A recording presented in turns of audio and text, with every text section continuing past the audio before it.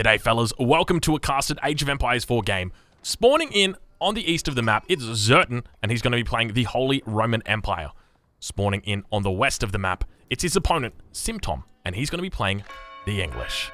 This map, of course, is Black Forest. You know it, you love it. I absolutely love it. I think that the new edition of Black Forest, or the new version of Black Forest, is a lot of fun in Age of Empires 4. One of the big highlights for me is this right here, this pond in the back. You might not think that it's all that important, but I assure you, if you do not include this pond in your build order, you're going to be having a tough time right now, because this is absolutely essential if you want to get the most out of this map. So let's talk a little bit about this map. Let's talk about the way it works. So players have got numerous little, I guess you could say, alleyways to their enemy. So typically it's not going to be as open as this map. So you can see along this map that players are able to reach their enemy's base relatively easily. But one of the things that you will see players do is wall. You will see players wall like crazy. So right now, if I'm Simtom, I would wall right here. I would wall right here. And then I would probably wall right here as well. But if you're extra smart, you can wall in your enemy. And that is what we have going on right here. No, we don't. It's a scout. It's a scout down to the south. I thought we had a villager like moving out to wall. So you could like, you know, if you were thinking about the perspective of Zertan, you could wall your opponent in. It would be extra funny. It'd be extra hilarious. You get extra resources as well. So let's take a look at what their build orders are. Zertan going to be starting off with a dock, opening up nice and early, getting that ding-ding out nice and early. Villagers over here, gathering up the wood in the early game. Going to be doing the right thing. Villager now going to be getting back. And once again, we talk about the bonuses that civilizations get on water. Both of the bonuses that the Holy Roman Empire, as well as the English get, are not economic water bonuses. They are military water bonuses. So the English, they get a bonus. All their military ships have a slightly greater line of sight and a slightly greater attack range. The Holy Roman Empire, their ships attack slightly faster, so 5%, with each relic that they put in a dock. None of the civs have any economic bonus. So as an example, the Delhi Sultanate, sorry, not the Delhi Sultanate, the Abbasid dynasty, they have, their docks cost half the price. When, if you were to think about the Chinese, their docks produce faster. For anybody wondering about the south of the map, I really don't know what this is. It's a bit like a swamp. And there's obviously a lot of wood on this map, but if you do manage to chop through the wood, I guess you can come down here and have a vacation on the swampland. I guess it looks kind of nice. Like, nah, you hear that sound as well. That's scary. I don't want to be in the swamp. I want to be up here near the gold mine. All right, let's take a look at the build orders that we've got coming out of Simtom, heavily on wood at this point. You hear that town bell ringing. That is indicating that, hold on a minute, there is somebody nearby. There is someone nearby. And that's indeed what we've got. Simtom in a pretty decent spot here, though. Oh, look at this. Look at this. He's going to snipe the scout. Is he actually going to get the snipe off? No, he didn't. Oh, my gosh. I thought he would have actually got that snipe off. If he had managed to fire that second round of bows right then, he would have been in a great position right there. That would have been absolutely insane. So Simtom looking pretty decent at this point. I like the fact that he's opened up with these early dock. You can see he's actually going quite aggressive. So I think to maintain full production on your fishing boats, I think you only need, it works out to be about 6 or 7 villages on wood. So 10, I feel like it's a little bit of overkill, but we'll see how he plays it out, what he does. Moving sheep closer to the town center. And look at the sheep out there in a formation as well. You thought the Lanchknechts were the only units that could go in formation. The sheep also can go in formation, and aren't they beautiful with their little blue bows? Let's take a look over at Zertan. See how he's doing. Zertan having a great time as well. Booming. His dock's doing all right. He's got 5 villages on wood, so I'm much more inclined to agree with his macro at this point. I'd be curious to see how these players are going to be looking to play in the second age. One of the things that we've seen is if you focus extra hard on economy, so you can actually do a double dock boom in this water, it's more than enough. So there's a lot of fish back here. So just to give you an idea of how much fish is in this pond, you have 2,000, 4,000, 6,000 over here, 7,000, 8,000, 8,000 fish, or 8,000 food rather, in this pond. How much food is in this berry patch right here? 1, 2, 3, 4, 5, 6, 7, 8 berries, 250 each. That's 2,000 food. This is the equivalent of 4 giant berry patches. Imagine like 4 of these that just spawned. Like 1, 2, 3, 4. That's the equivalent right back here. It is so important that you have that. Let's take a look back over on the from the other side. And hold on a minute, Simtom actually has more fish. He's got 2, 4, 6, 7, 8, 9, 10,000 fish. That's not fair. Simtom, you're not allowed to spawn with a better map than your opponent. That's cheating. Well, it's not cheating, but it's Age of Empires. And that's close enough. Let's take a look at some of the scouts now moving across the map. We see that both players are heading towards the play or the base of Simtom. I guess the question for me is whether Zertan actually scouts out Simtom. One of the things I love to do on this map as the English, just send your wonder forward. Go and do a really cheeky wonder. Go put it down right here. The chance of your opponent scouting it is really quite low.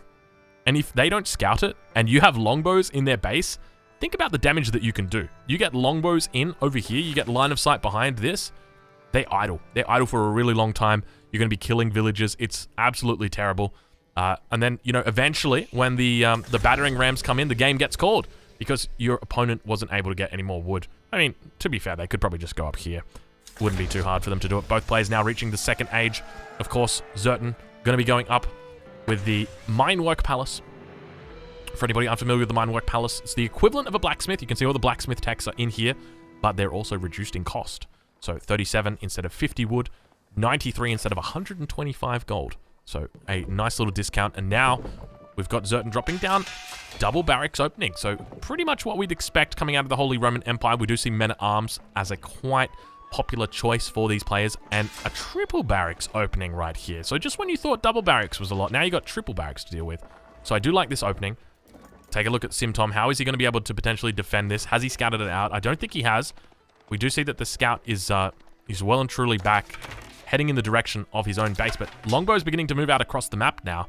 And this is something that I was talking about. If you're able to potentially idle your opponent, you could be in a pretty good spot here. More longbows and a pike, or rather a spear moving out now.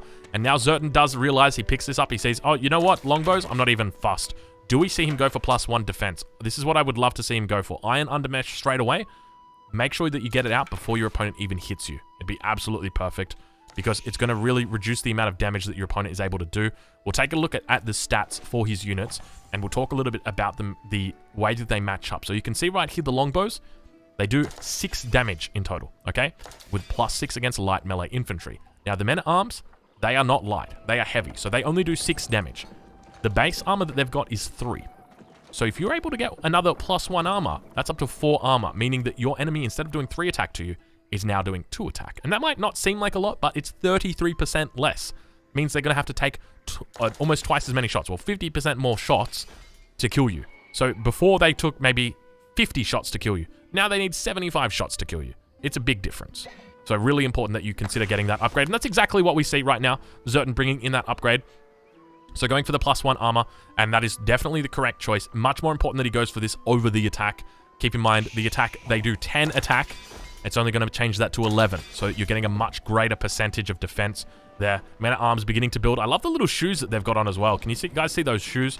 Look really, really cool. They kind of look like Nikes from up here. You guys see that? Mass beginning to build now. And this is going to be really no match. Once this +1 comes in, it's going to be especially difficult for the English player to really push in and do a lot of meaningful damage to Zertan. We take a look over at Simtom's perspective. We see what he's got going on behind this. We actually see he's got double barracks up as well, and going to be going for men-at-arms himself. These are early men-at-arms, so he doesn't actually have...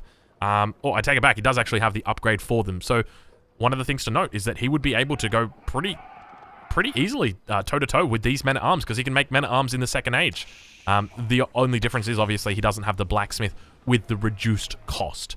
That is the key difference. But I would... Now we do actually see the blacksmith coming down, and if he can hide this, he could probably force a fight where he has the advantage, because he might have +1 defense, and his opponent might not.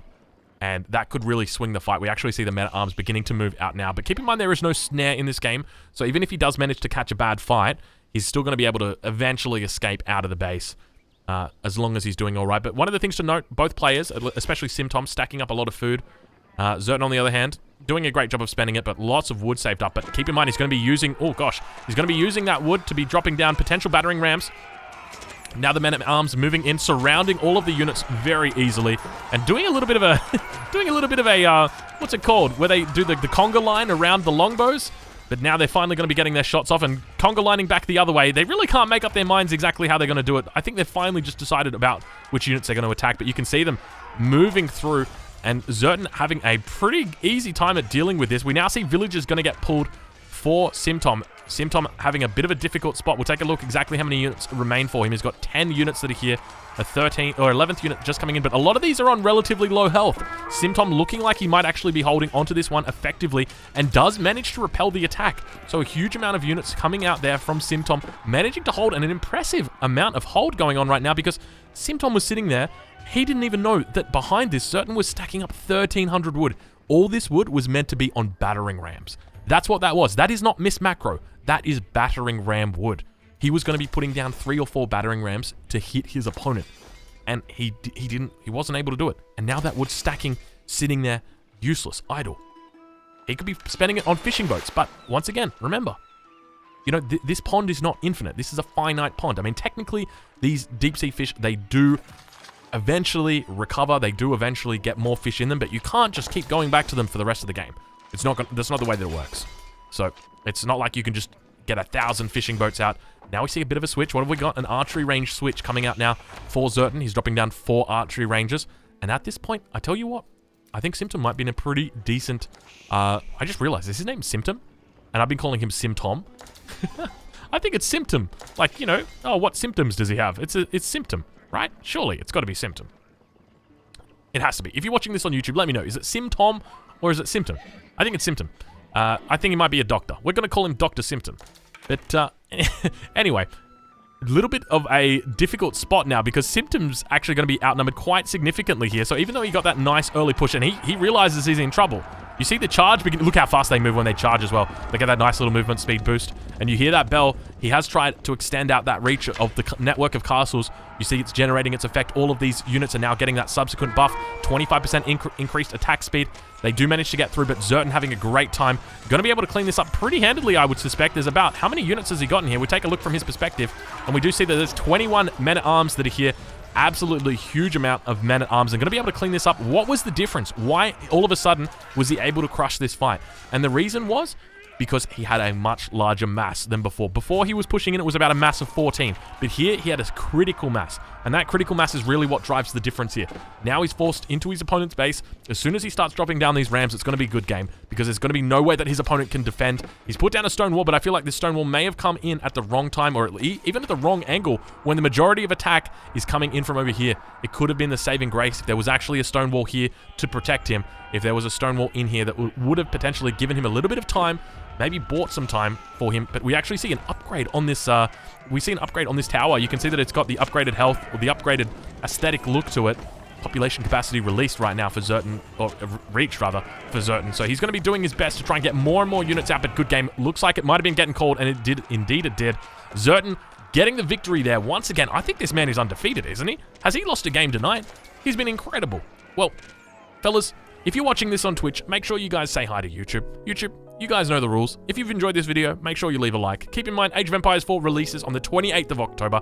I expect to see you guys there on launch day, logging in. And remember, if you don't want to buy, make sure that you check it out on Xbox Games Pass. Anyway, I'll catch you guys in the next one. Thank you so much for watching.